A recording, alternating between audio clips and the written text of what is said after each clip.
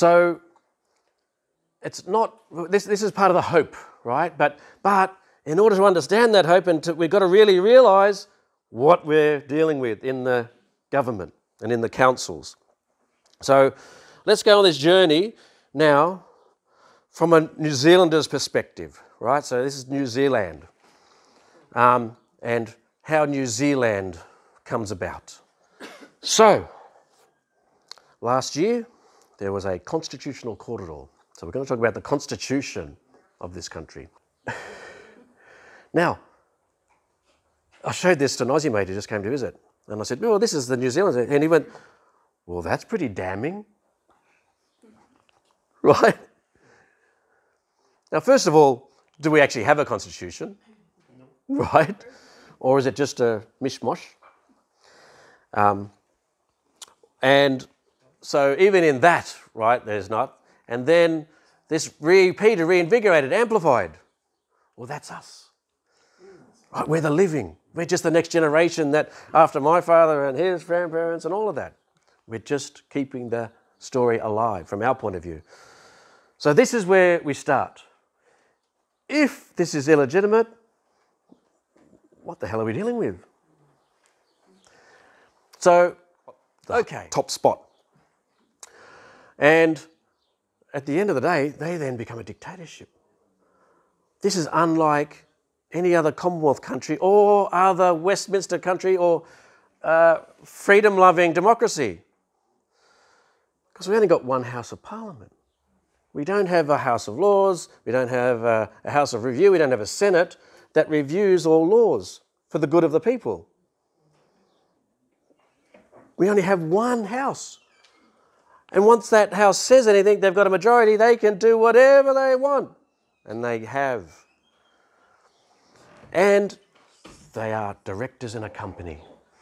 Just like if we have Fletcher shares, the shareholders get to, vote on who's the directors. The New Zealand company is the same. They call themselves a government, but they're a company for profit. And the profit isn't distributed to the shareholders. So there's a lack of separation between power between courts and parliament. Every other country, right? We all hear about the courts in America. Oh, what do you call that? Supreme Court, right? When they make laws. Well, they comment on these laws. They're separate, not bound by. They're here to help us interpret and to make sure it doesn't breach the American Constitution. In Australia, right, they keep them so that the human rights are protected against bad legislation. Here, all courts are under Parliament by law. All courts are bound to the legislation. Don't go to court for justice, but interpretation of legislation. So that's another thing we have to be aware of.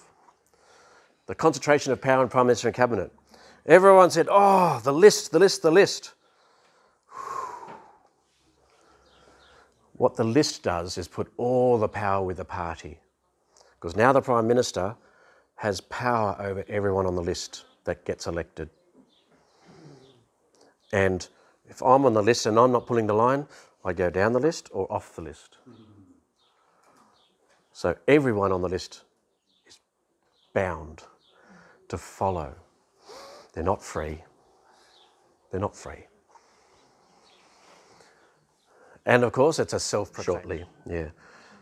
But there has been internal conversations about that. Yeah. And it's caused a whole lot of stuff. But that's their story. That's, at the end of the day, if you're going to participate in an unlawful administration, you bring that upon anyone who's there. It's unfortunate, but that's how Waitangi works. Okay, so that's mandates, that's iwi settlements, and again, I talked about settlements, it's just corporations having a talk fest and creating more stories and allowing the media and the rednecks to say, oh, Maori getting more money. Legislative acts and immigration. Now, the fact is, immigration is being used because there are more New Zealanders who become citizens and who aren't taught about tangata whenua, who aren't taught about the lawful nature of this land or the tikanga of this land. That account for one person, they've got to account for the whole nation, and they're administering that. They're just administering. It's wealth creating. They're creating wealth from the administration of the wealth of this land, its resources. Right? There's the resources. The government doesn't own the resources. They know that. That's why this whole three waters conversation, it's not about the water. Look over here, look over here. It's all about the administration of moving the water, capturing the water, the administration of capture points. Now we're going to administrate a tank. You still own the water, but we're going to regulate how much you can build a tank. See, they're not trying to own the water. They know what they can and can't, but they can administer everything that's above the ground in the stratum. Ooh. It's like, okay, let's put this in order. How do we fix this? And this is the long journey. This is part of us sharing. Okay, Māori funds. Oh, any questions about Māori funds? That's a pretty big one. Okay.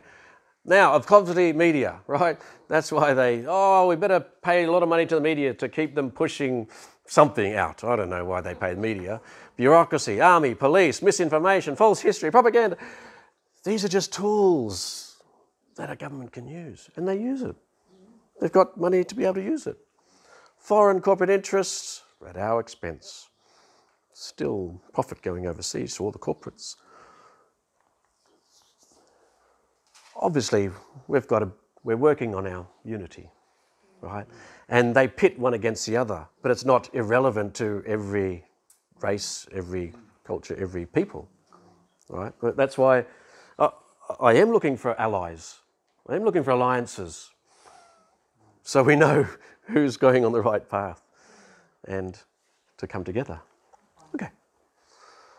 Groups, non-Māori and Māori, similar beliefs, interests, then we have been, they use issues.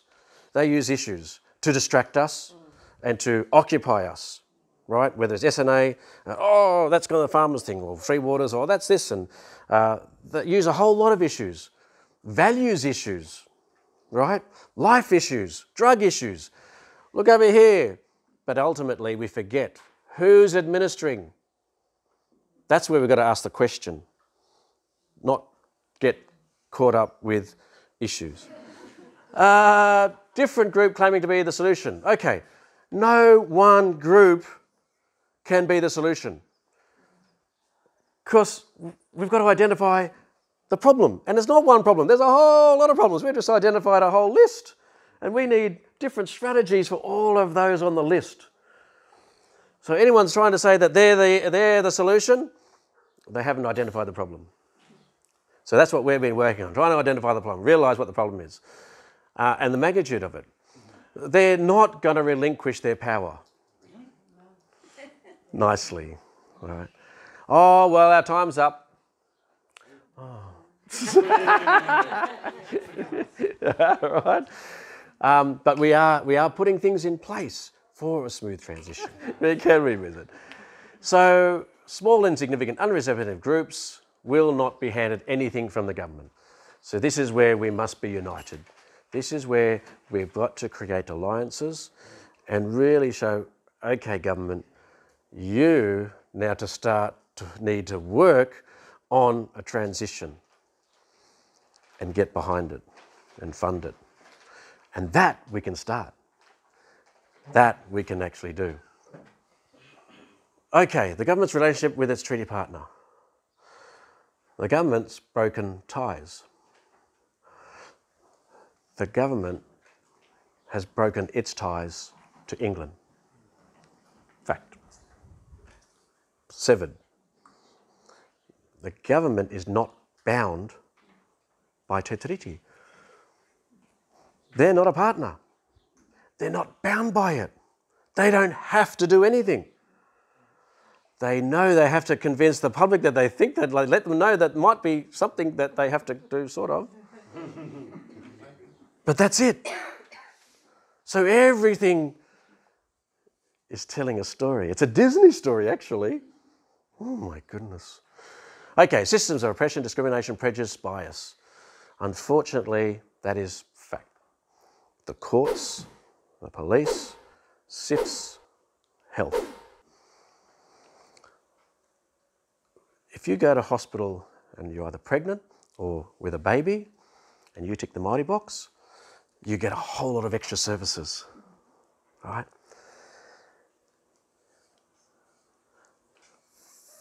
They need to do extra scans on the child for bruising. They do scans on the head just in case there's been violence. Those extra services, and here's a brochure on family violence.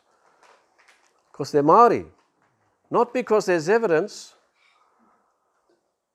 That's systematised oppression. Same in the courts. I've been to courts all over the country and observed young Māori men, one after another, after another, after another, just being processed. The only court that I've seen where there's less Māori, Pukekohe. It's amazing. Couldn't find any more. Anyway, so this is real. This is our lived reality. Okay, Parliament's elected directors, privateers, and they're abusing their control. And to be honest, they don't know. Many of these politicians don't know. They're just as sold on government and looking after, and quite frankly, a whole lot of them have good hearts too. So they're acting as a for-profit corporation and towards the Māori trustee assets. So they're using those sorts of things. Oh, okay.